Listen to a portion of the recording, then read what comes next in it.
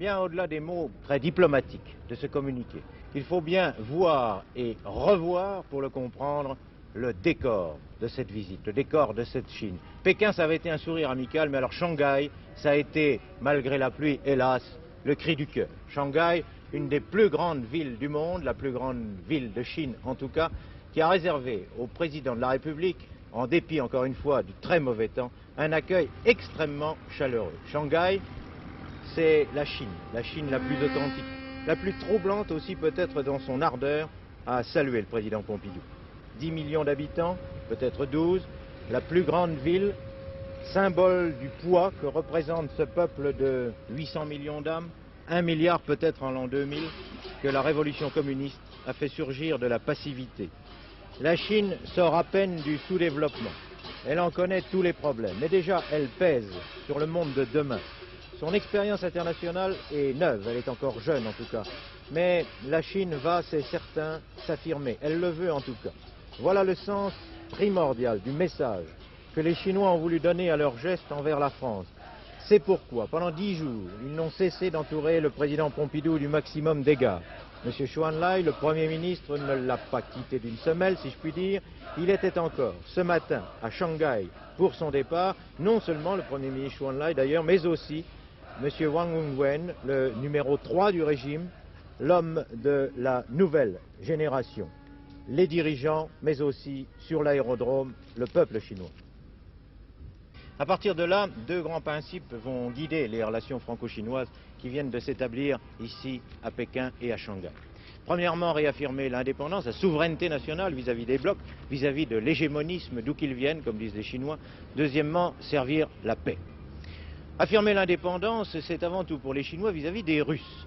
Dans le sud-est asiatique, par exemple, ils sont très inquiets de la situation. Au Cambodge, pour parler clair, ils souhaitent une situation de neutralisme. Ils ne voudraient pas, à aucun prix en tout cas, que les Américains, surtout pas, soient remplacés par les Russes. Mais même en Europe, ils nous disent, à nous, Européens, unissez-vous, défendez-vous, car la détente est un piège et il vous faut exister entre les blocs. Voilà ce qu'ils ont voulu dire à la France. Voilà ce qu'ils ont voulu dire au président Pompidou, au successeur de Gaulle, dont ils admirent, dont ils ont longtemps admiré, ils admirent encore la fierté et la volonté d'indépendance. Notez d'ailleurs que le communiqué franco-chinois qui vient d'être signé est le premier document diplomatique signé entre Pékin et Paris. Cela est déjà important, même si évidemment cela ne débouche pas tout de suite sur un accord ou un engagement. La France d'ailleurs ne pouvait pas aller beaucoup plus loin. Vous avez notre amitié, a dit aux Chinois le président Pompidou, il l'a affirmé à plusieurs reprises, mais bien entendu, cette amitié n'est pas exclusive. Rien ne sera changé dans notre politique vis-à-vis de Washington ou de Moscou.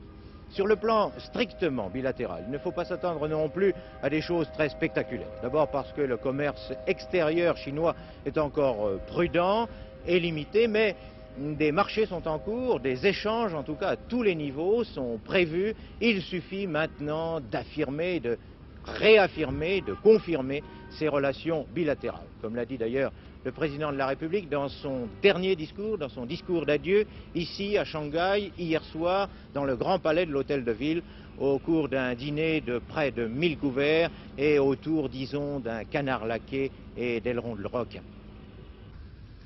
Ces liens, il nous faut à présent les consolider et les multiplier.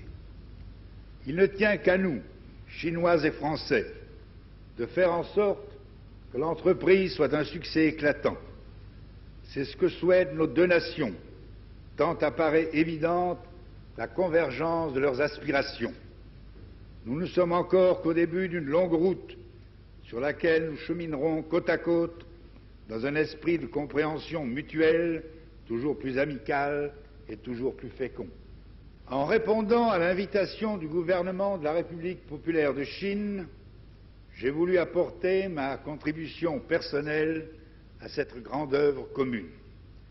J'ai la joie de vous dire que j'ai toutes les raisons de m'en féliciter et que mon séjour en Chine a pleinement confirmé mon attente.